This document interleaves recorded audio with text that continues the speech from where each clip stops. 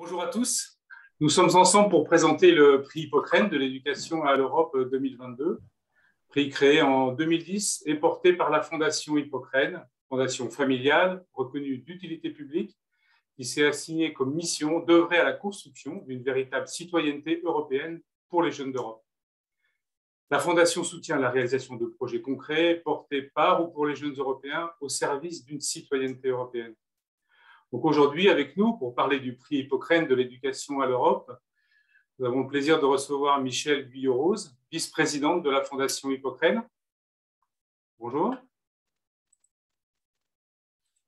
Nous recevons aussi Dorothée Merville, directrice de la Fondation Hippocrène. Bonjour à tous. Bonjour. Monsieur François Parrain, de la délégation aux relations européennes et internationales et à la coopération du ministère de l'Éducation nationale. Bonjour à tous, ravi d'être parmi vous. Monsieur Parrain, bonjour. Et puis aussi deux enseignantes, Laure Bazir du lycée Plaine de Neuf à Trappes. Oui, bonjour. Bonjour. Et Sophie Laval du lycée d'enseignement agricole privé Saint-Dominique à Valréas, qui partageront avec nous leur expérience, puisque avec leur classe, elles ont été lauréates du prix. Je rappelle que le webinaire est diffusé en direct sur la page Facebook du prix Hippocrène de l'éducation à l'Europe et qu'il est bien sûr disponible en replay sur cette même page. Pour commencer, première question avec vous, Dorothée Merville, directrice de la Fondation Hippocrène. Alors, pouvez-vous nous expliquer en quelques mots ce qu'est le prix Hippocrène de l'éducation à l'Europe? Merci beaucoup, Christophe. Alors, le prix Hippocrène de l'éducation à l'Europe, c'est un concours organisé depuis 2010 pour les établissements scolaires en partenariat avec l'éducation nationale et depuis le ministère de l'Agriculture et avec le soutien de la représentation en France de la Commission européenne. Alors, notre objectif est simple, c'est encourager les établissements, les enseignants, les élèves à s'engager dans des échanges et de la mobilité avec de jeunes Européens. Alors, en pratique, le prix Hippocrène récompense des projets de partenariat européens élaborés par une classe avec ses professeurs. Alors, qu'est-ce qu'on entend par un projet de partenariat européen?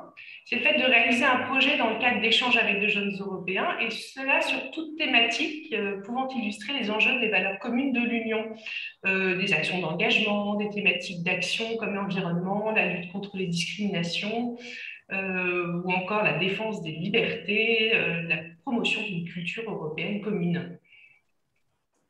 Très bien, merci. Nous reviendrons un peu plus concrètement tout à l'heure aussi sur le fonctionnement et sur l'ensemble d'explications du prix. Une question avec vous, Madame Guyot-Rose, vice-présidente de la Fondation Hippocrène. Peut-être pouvez-vous revenir pour nous sur la genèse du prix et aussi l'ambition que vous portez à travers ce prix de l'éducation à l'Europe. Alors, le prix Hippocrène est né de deux réflexions. La première, c'était la définition d'une stratégie qui était destinée à augmenter l'impact de la Fondation dans ses domaines de référence. Et le prix Hippocrène a été un élément de cette stratégie, puisque plutôt que de soutenir le projet d'une classe ou une autre, on a fait un prix et on a touché beaucoup plus de personnes. La seconde réflexion faisait suite aux élections européennes de 2009, pour laquelle, pour la première fois, c'était probablement le cas auparavant, on s'est rendu compte que les jeunes s'étaient particulièrement abstenus de voter. Et il nous a semblé très important d'éduquer les jeunes très tôt à faire des projets avec d'autres jeunes Européens, à les rencontrer, dans le but de développer chez eux une idée de la citoyenneté européenne et que l'école, il nous a semblé également que l'école était un lieu très approprié pour le faire. Tout a commencé en 2010 par le hasard d'une rencontre avec le délégué aux affaires européennes de l'Académie de Paris, qui avait lancé dans les établissements des projets de partenariat avec d'autres pays européens, tout à fait en adéquation avec notre idée du prix Hippocrène. Nous sommes devenus partenaires de cette opération et avons financé des prix que nous avons donnés à quatre projets, école primaire, collège, lycée professionnel et généraux, préfigurant le prix Hippocrène d'aujourd'hui. Ces prix ont été annoncés et remis dans les grands salons de la Sorbonne, dans une atmosphère joyeuse et surexcitée, puisque les lauréats n'étaient pas au courant avant, puisqu'ils venaient tous de Paris, on n'avait pas eu besoin de les prévenir à l'avance, et ça avait été formidable, un moment tout à fait marquant. L'année suivante, en 2011, nous avons lancé avec l'Éducation nationale, à titre expérimental, le prix dans 5 académies. Ce fut également une success story que je ne vous développe pas. Et depuis, le prix est devenu un prix national en partenariat avec le ministère de l'Éducation nationale et beaucoup d'autres partenaires aujourd'hui. Cependant, nous avons toujours des marges de progrès possibles, notamment chercher à augmenter le nombre de projets qui concourent chaque année et accroître l'impact des lauréats dans les établissements scolaires. Et nous essayons de le faire pour être meilleurs chaque année. Voilà. Très bien, merci de cette success story, comme vous le dites vous-même. 2022 sera effectivement le 13e prix Hippocrène, qui montre sa longévité et sa réussite. Et l'éducation nationale, je crois, donc, était là dès le début. Donc, l'occasion d'en parler avec François Parrain, qui représente le ministère de l'Éducation nationale. Et pourquoi, justement, le ministère soutient-il ce prix Hippocrène? Doit correspondre au sens que vous voulez donner aussi à l'éducation? En fait, tout comme la Fondation Hippocrène, hein, le ministère est vraiment convaincu que l'école a un rôle déterminant à jouer pour préparer les élèves à devenir de futurs citoyens pleinement européens, engagés, responsables, créatifs. Et c'est pourquoi le ministère soutient activement, et comme vous le rappeliez, hein, depuis plusieurs années, depuis de nombreuses années, presque le début, le prix Hippocrène et l'action remarquable que conduit la Fondation pour sensibiliser les élèves à l'Europe, à ses valeurs et aussi à ses enjeux, à ses défis. Alors évidemment, l'édition 2022 du prix Hippocrène revêt une importance particulière cette année, hein, puisqu'elle se déroulera pendant la présidence française du Conseil de l'Union européenne, hein, ce qu'on appelle la PFUE en raccourci, et que effectivement, à la faveur de ce contexte, à la faveur de la PFUE, le ministère cette année a choisi de mettre l'ensemble de l'année scolaire, hein, aux couleurs de l'Europe. Il encourage donc l'ensemble des enseignants et chefs d'établissement à introduire plus d'Europe dans le quotidien des élèves, non seulement bien sûr pendant la présidence française, mais aussi de manière plus systémique, en fait, profiter de la présidence pour, au-delà de 2022, introduire donc plus d'Europe dans le quotidien des élèves, introduire l'Europe dans le projet d'école et d'établissement sur le moyen et le long terme. Alors pour ce faire, le ministère s'est mobilisé et les enseignants et chefs d'établissement ont déjà à leur disposition des outils et des dispositifs qui sont aussi nombreux que remarquables, hein. Évidemment, tout le monde connaît Erasmus+, on peut citer le label Euroschool. Il y a aussi un outil de jumelage à distance qui est formidable, qui s'appelle eTwinning.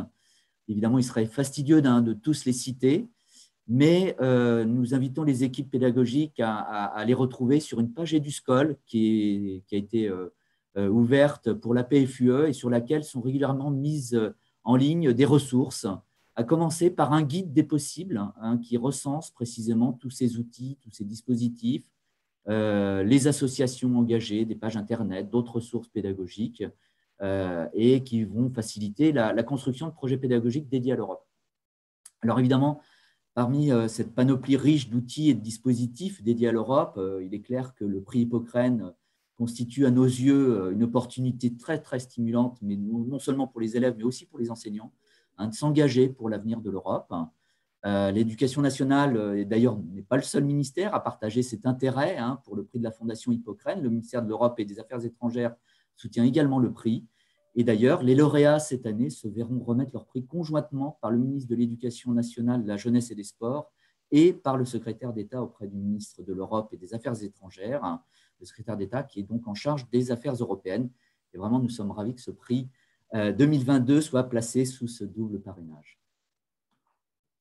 Merci, Monsieur Parrain. Donc, on comprend effectivement que aussi en appui sur la PFUE, l'Europe aura plus de visibilité, sans aucun doute, aujourd'hui dans notre pays de janvier à juin 2022, et plus de visibilité aussi au sein de l'éducation nationale. Donc, le prix devrait ne s'en trouver que grandi, si je comprends bien.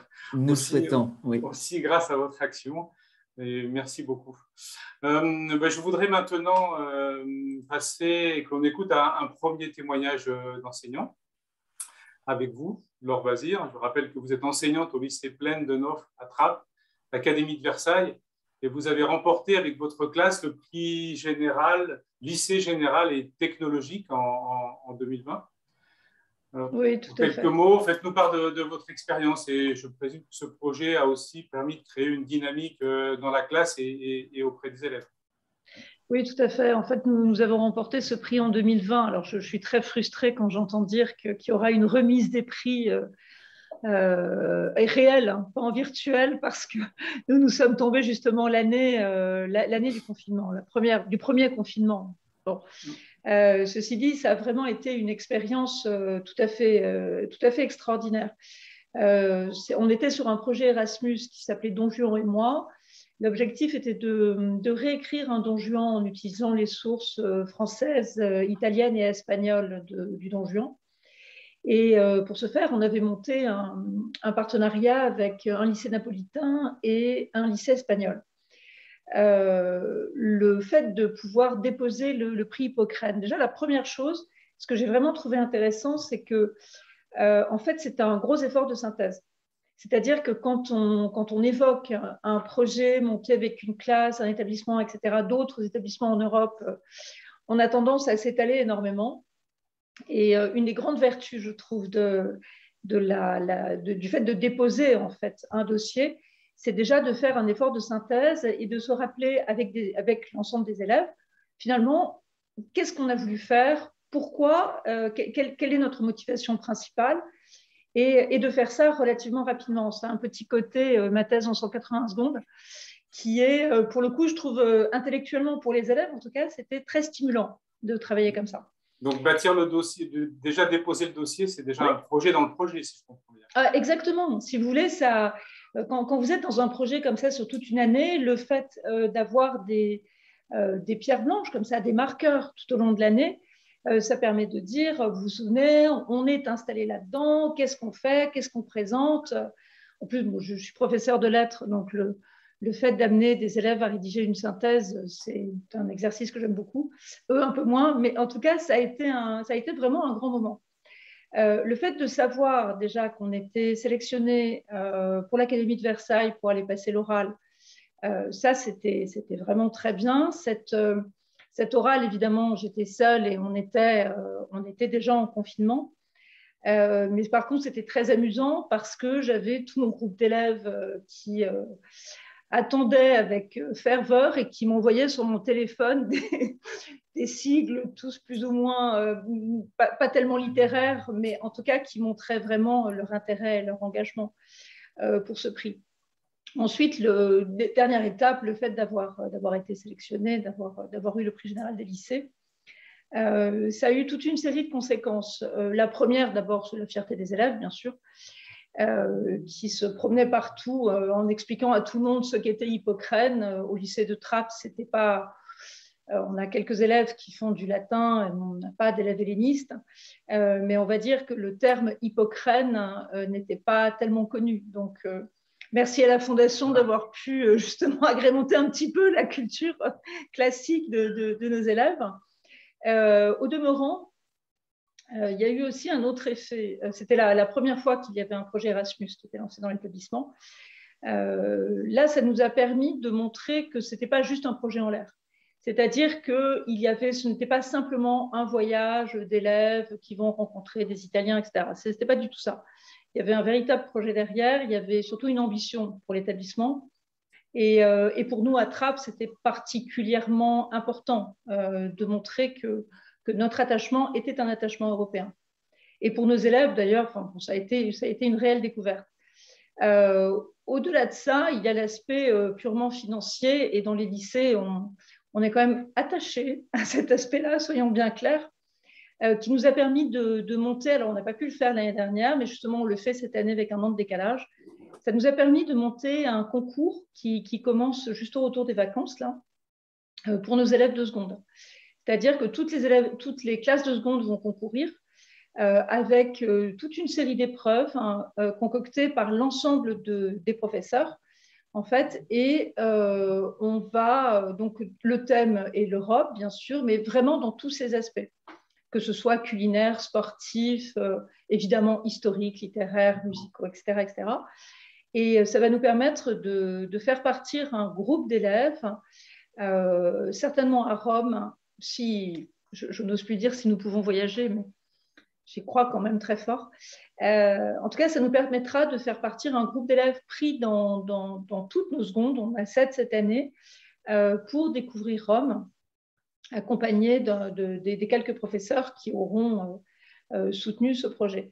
Et pour nous, c'est vraiment, on a relancé un prix Erasmus, on a été resélectionné cette année pour un projet qui vise à travailler l'oral pour des professeurs, pour le coup, parce que il faut bien comprendre aussi que, et ça je le dis vraiment aux professeurs, il faut vraiment s'engager là-dedans, tout simplement parce que on fait voyager des élèves peut-être, hein, mais la dimension européenne, il faut aussi convaincre un établissement. Et ça, le fait d'avoir le prix Hippocrène, c'est vraiment ce qui nous permet de faire ça. C'est-à-dire de dire, vous voyez, cette idée, ce n'est pas un groupe de professeurs, c'est la reconnaissance aussi d'une volonté de s'engager dans une logique européenne. Donc voilà, une très belle expérience. Vraiment encore merci. Brièvement, mais on a bien compris, senti votre enthousiasme et aussi compris tout l'intérêt du prix Cochrane, très structurant en fait, pas simplement dans la classe, pas simplement par les euros aussi que vous gagnez grâce à ce prix, mais qui a créé aussi une dynamique. Et si je comprends bien, c'est en appui sur le prix Cochrane que vous menez de nouveaux projets sur les sujets européens. Exactement. Et ça, en plus, un autre avantage, c'est que pouvoir, quand on dépose un dossier, que ce soit pour Erasmus, que ce soit auprès de la Maison de l'Europe, dire que voilà, nous sommes un établissement qui a été distingué par la Fondation Hippocrène. Je reste persuadée que dans les dossiers Erasmus, en tout cas, ça nous rajoute des points supplémentaires. C'est évident. Merci. Madame Guiraud, ma question rebondit vers vous, parce que je pense que ça doit forcément vous réjouir, ce genre de témoignage, de voir qu'à la fois le prix sert et inspire d'autres initiatives, et qu'en même temps, la notoriété du prix permet aussi peut-être d'aller encore plus loin. Donc, je présume que ce témoignage reflète aussi la philosophie de ce que vous voulez porter. Oui, parce que finalement, c'est la philosophie de la Fondation, et je trouve que Madame Bazir a vraiment illustré de manière parfaite notre philosophie, mais je vais quand même vous la réexposer. En fait, pour nous, la meilleure façon de devenir européen, c'est de réaliser des projets concrets. Vous l'avez dit d'ailleurs en introduction, Christophe, mais entre jeunes de différents pays européens, et d'apprendre ainsi, pas seulement à se connaître, mais aussi à apprendre comment les jeunes d'un autre pays traitent les projets, les différences d'approche peuvent à ce moment-là, pardon, excusez-moi, devenir un atout, puisqu'elles se partagent et ne s'opposent pas. Et ça, c'est quelque chose de tout à fait fondamental que je trouve Madame Bazir, d'une autre manière, a très bien décrit. Ça n'est pas juste des rencontres scolaires, ça va beaucoup plus loin que ça. Et je pense que les jeunes qui ont vécu cette expérience restent marqués par elle pour longtemps. Et c'est très exactement la raison pour laquelle on a créé cette fondation au départ. Et le prix Hippocrène répond parfaitement à la question. Et s'il en était besoin, Madame Bazir a extrêmement bien expliqué de manière concrète comment on en arrive là. Voilà, sur la philosophie. Est-ce que j'oserais vous demander s'il y a un prix ou un projet particulièrement que vous avez porté depuis 2010, dont vous êtes particulièrement fier? C'est peut-être difficile de ressortir un je vais en sortir un, mais je pourrais répondre que je suis fier de tous les prix, et notamment de tous les grands prix, même de tous les prix, et même de tous les gens qui n'ont pas eu des prix, parce que malgré tout, ils ont fait des choses qui étaient très bien. Mais je vais prendre un exemple que je trouve intéressant, qui est un prix qu'on a donné en 2017 à une école primaire d'un village des Hauts-de-France qui s'appelle Oust-Marest. C'est une petite école dans un village où il doit y avoir 600 ou 700 habitants. Il y a 3 classes multiniveaux et c'est une école qui est résolument européenne. Et je trouve ça d'ailleurs tout à fait formidable. Il y avait les 3 classes à l'époque étaient impliquées dans un projet Erasmus+, qui était intitulé Head in the Clouds, la tête dans les nuages. Ce projet, d'une durée de 3 ans, a réuni plus de 1300 élèves de 8 pays, la France, l'Espagne, le Portugal, la Grèce, la Bulgarie, la Slovénie, la Slovaquie et la Lettonie. Donc, un vaste ensemble européen. Ils ont réalisé ensemble de nombreuses activités scientifiques en lien avec la météorologie, c'est pour ça que ça s'appelle la tête dans les nuages, mais ils échangeaient des relevés de température et de précipitation, des idées d'expérience. Ils ont fait des petites expériences très amusantes, mais également ils ont échangé des lettres, des photos, des vidéos. Bref, en 2017, ils ont obtenu le Grand Prix Hippocrène. Et la remise des prix, qui évidemment pouvait à ce moment-là, Madame Bazir, se faire vraiment, a eu lieu à Strasbourg. Et cela a été un moment mémorable pour eux comme pour nous. Jean-Marie Cavada présidait la cérémonie, toute l'école était là, et ainsi que le maire du village. Donc c'est une école qui a entraîné tout son village, par les parents d'élèves, etc. Et c'est très intéressant. Pour nous remercier, à la fin de la cérémonie, ils ont chanté l'hymne européen a cappella. On avait tous la larme à l'œil.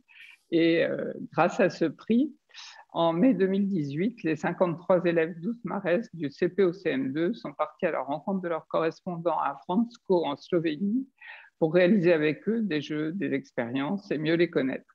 Et ce que je trouve très intéressant dans ce prix, c'est que c'est extrêmement facile et reproductible, et que dans des villages comme ça, dans des petits villages qui sont quand même éloignés de beaucoup de choses, et donc a priori de l'idée européenne aussi, on peut rencontrer des gens, des professeurs qui sont extrêmement motivés et qui entraînent tout un village qui certainement est devenu européen. Certainement, je crois que le maire a réactivé des jumelages, enfin, et ça, c'est l'école qui l'a porté. Donc, c'est vraiment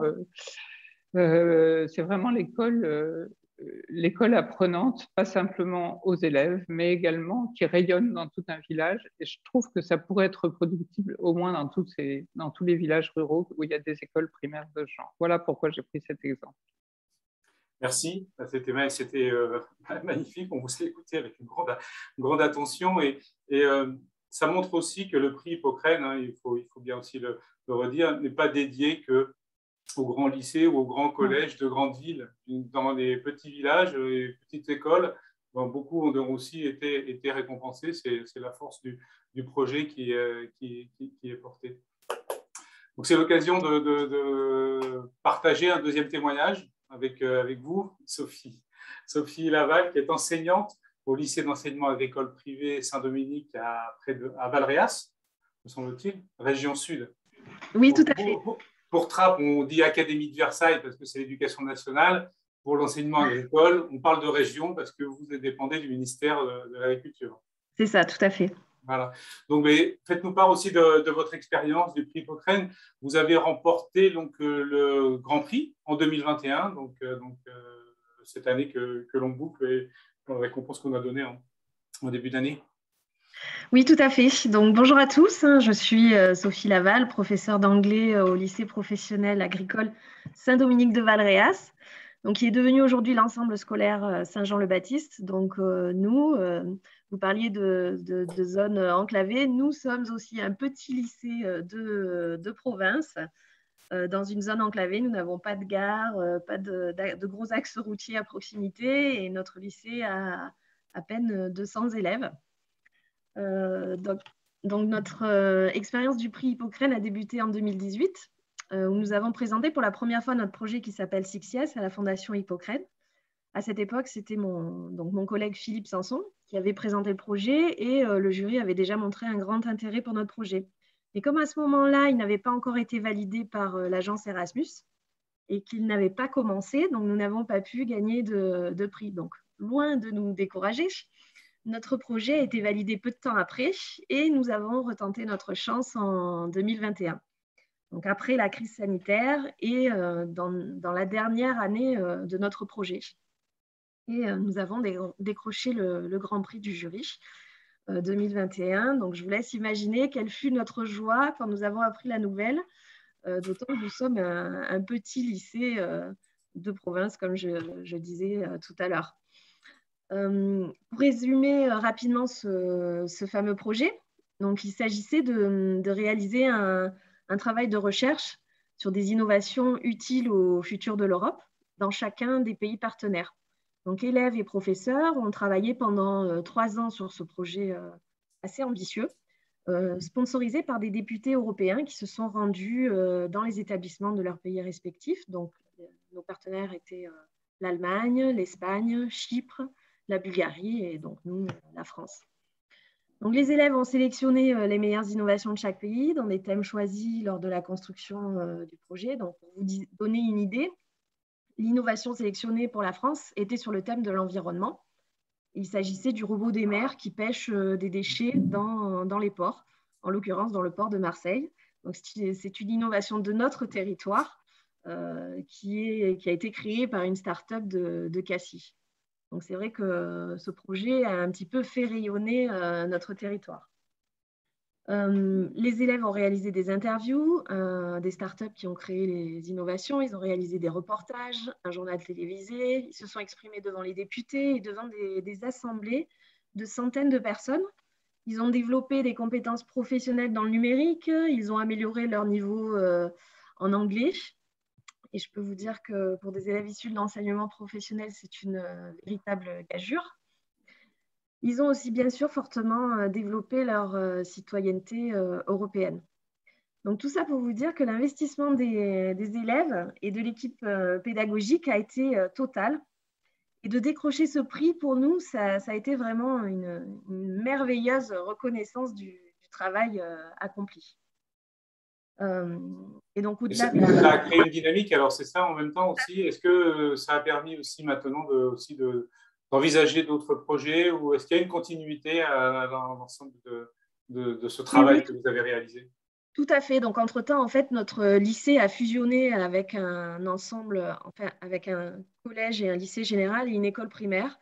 Et donc, tout ce qu'on faisait sur le lycée professionnel, maintenant, on voudrait le partager avec les autres établissements de notre ensemble scolaire.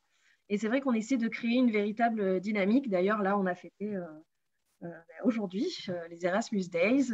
On essaie de faire participer tout le monde. Ça a réellement créé une dynamique. Et puis, c'est vrai que de gagner un tel prix, pour nous, c'est une super motivation, à la fois pour les élèves et pour les enseignants, mais aussi pour le reste du personnel qui maintenant est intéressé par ce type de projet. Très bien. Il vous faut motiver les enseignants de votre ensemble scolaire maintenant pour qu'ils postulent aussi au prochain prix. C'est ça, tout à fait. Là, on a déjà lancé une demande d'accréditation pour le projet Erasmus 2021-2027. Donc, on est tous assez motivés et on s'est réunis récemment avec les enseignants des autres établissements et tout le monde a l'air intéressé. Très bien, mais merci beaucoup pour ce témoignage qui va toujours dans le même sens de cet enthousiasme pour les sujets européens et puis vraiment le partage et ce dont profitent aussi les enfants, que ça dépasse aussi le cadre du projet et parfois on est très, très surpris des échanges et des expériences reconnues. Donc ça nous donne l'occasion d'ouvrir aussi maintenant avec vous, Dorothée, plus concrètement dans le corps du sujet, comment on candidate et quelles sont les dates. Donc concrètement, le fonctionnement du prix Hippocrène, comment candidater? Alors, je vais rentrer dans une partie vraiment pratico-pratique, s'expliquer après d'aussi beaux témoignages. Mais merci encore à vous d'avoir partagé votre expérience du prix Hippocrène. Alors en pratique, en fait, c'est pas très compliqué de candidater au prix Hippocrène. C'est vraiment le message qu'on voudrait faire passer. Il faut passer par notre site internet, donc le site internet de la Fondation Hippocrène, et aller sur la page 2022 du prix. Sur cette page, vous aurez le règlement et des questions-réponses qui permettront de répondre à vos premières interrogations. Là, ce qui est montré à l'écran, c'est le fait de pouvoir ouvrir votre espace. Donc, en fait, vous vous inscrivez avec votre adresse email et vous créez votre mot de passe. Et après, ça vous permet d'accéder au formulaire en ligne. Il y a une dizaine de questions qui vous permettent de mettre en valeur votre projet, sa pédagogie, les partenaires avec lesquels vous travaillez et tout ce que vous mettez en œuvre sur l'année. et pourquoi vous postulez au prix Hippocrène. Donc ça, c'est assez facile en fait, hein, sans vouloir porter préjudice au projet Erasmus, ça n'a vraiment rien à voir avec rentrer à partir d'un projet Erasmus. Donc vraiment, si vous avez un partenariat avec un projet en partenariat avec d'autres pays en Europe, n'hésitez pas à tenter votre chance au prix Hippocrène parce que ça peut vous ouvrir plein d'opportunités. On a compris avec les témoignages des deux enseignantes que c'était assez simple et que c'était aussi un projet dans le projet avec les élèves de pouvoir justement remplir ce dossier. Donc, concrètement, s'inscrire et alors, qui peut candidater en fait? Alors, peuvent candidater en fait tous les établissements scolaires primaires et secondaires.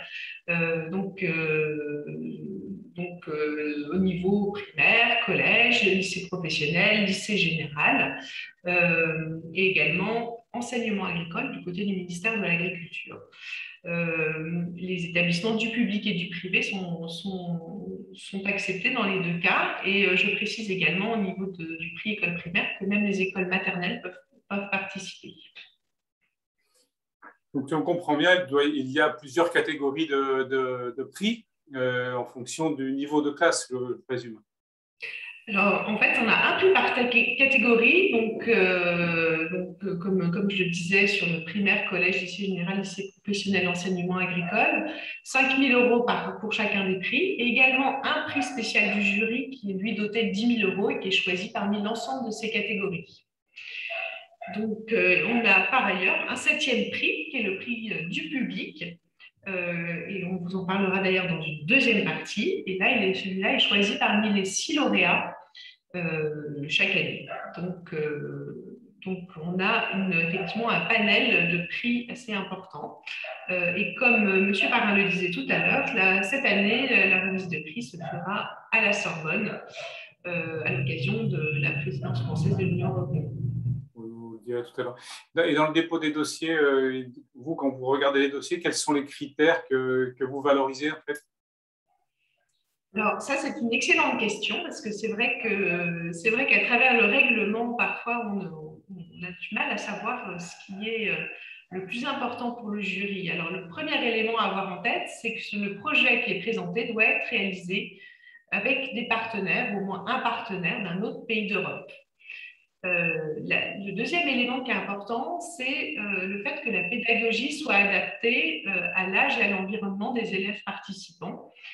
C'est ce qui fait en fait que tout type d'établissement peut accéder au prix Hippocrène. Tout le monde peut être valorisé, quel que soit le type de projet. Ensuite, ce qu'on regarde, c'est l'implication des professeurs, de l'équipe éducative. On a remarqué que les plus beaux projets impliquaient souvent une équipe pluridisciplinaire. Et contrairement à ce qu'on pourrait penser, ces projets européens, ce ne sont pas forcément les professeurs de langue qui les portent, bien au contraire, c'est vraiment, et on le voit aujourd'hui, les professeurs de français, ça peut être des professeurs même de PS, des professeurs de mathématiques qui portent ces projets, donc tout le monde est concerné par les projets européens. Et ce qu'il faut retenir, c'est que ce que le jury regarde particulièrement dans ces dossiers, c'est tout ce qui est réalisé en commun avec ces jeunes de différents pays. Donc, non pas ce qui est forcément réalisé chacun de son côté, mais vraiment ce qui permet d'être fait en commun. Et je souhaiterais également préciser, parce qu'on me pose souvent la question, que les projets Erasmus ou eTwinning sont parfaitement éligibles au prix Hippocrène. On a d'ailleurs chaque année des lauréats parmi ces projets. Très bien, on voit l'éventail assez large du primaire au lycée, public privé, lycée général, technique, agricole. Donc, cela fait potentiellement beaucoup de postulants dans un dossier assez simple, sans doute, à bâtir. Maintenant, quel est le calendrier pour rentrer concrètement pour les enseignants qui piaffent d'impatience pour déposer leur dossier? Alors, les candidatures sont bientôt ouvertes, ce sera à partir du 15 novembre et vous aurez jusqu'au 18 janvier 2022 pour valider vos dossiers. Alors, ça peut être fait en plusieurs étapes, hein. Vous pouvez tout à fait le rédiger en plusieurs fois. Il faut enregistrer chaque partie et en revanche, une fois qu'on a appuyé sur le bouton soumettre, on ne peut plus toucher à son dossier. Donc, voilà, on espère que de nombreux professeurs seront motivés pour candidater. Donc après, le 18 janvier, il y aura un pré-jury qui désignera les 15 finalistes, soit trois finalistes par catégorie d'établissement. Et c'est tout début février que le grand jury auditionnera les finalistes, ce qui permettra de désigner les lauréats. Très bien. Donc, du 15 novembre au 18 janvier, en même temps, ça fait une fenêtre assez courte pour déposer son dossier. Donc, il ne faut pas tarder. Très bien, parfait. Dorothée, comme M. Parra le disait tout à l'heure, et effectivement, nous sommes dans une année européenne en 2022 un petit peu particulière avec la présidence française de l'Union européenne. La France assurera cette présidence du Conseil de janvier à juin 2022. Alors, est-ce que c'est l'occasion de quelques nouveautés pour ce prix 2022? On a souhaité marquer effectivement cette année 2022 à l'occasion de la PFUE et on a notamment impliqué notre écosystème d'associations d'engagement de jeunesse qui s'appelle Inspiring Young Europeans afin qu'ils puissent apporter des lots complémentaires, c'est-à-dire qu'en plus de nos 6 lauréats, on aura un certain nombre de récompenses qui seront attribuées à des projets qui auront retenu l'attention du jury. Donc, ce sera à la fois des activités, des ateliers en classe, ça peut être des invitations à des conférences thématiques, des interviews, des rencontres, des visites ou même des goodies pour diversifier les prix et faire de cette année 2022 une année toute particulière. Et comme on l'a dit, il y aura également une remise des prix particulière puisqu'elle sera à la Sorbonne en présence de 2 ministres et labellisée présidence française de l'Union européenne. Je précise d'ailleurs que cette année 2022, c'est évidemment à une autre échelle, mais ça marque aussi les 30 ans de la Fondation Hippocrène. Et on a particulièrement à cœur, du coup, pendant cette édition du prix, de mettre en lumière tout le dynamisme européen de l'éducation nationale et de l'enseignement agricole. Très bien, merci. Beaucoup de nouveautés pour ce prix 2022 et une remise des prix à la Sorbonne, justement, qui devrait forcément marquer les esprits, c'est sûr. Notre échange se termine bientôt. J'aurais une dernière question, peut-être toujours pour vous, Dorothée. 2 conseils à donner aux futurs candidats du prix pour bien remplir leur dossier et avoir des chances de remporter ce prix Hippocrène. Effectivement, par rapport au retour que j'ai du jury, j'aurais 2 petits conseils qui est déjà de commencer par un résumé clair et concis du projet qui rappelle bien les objectifs et la mise en œuvre avec les partenaires.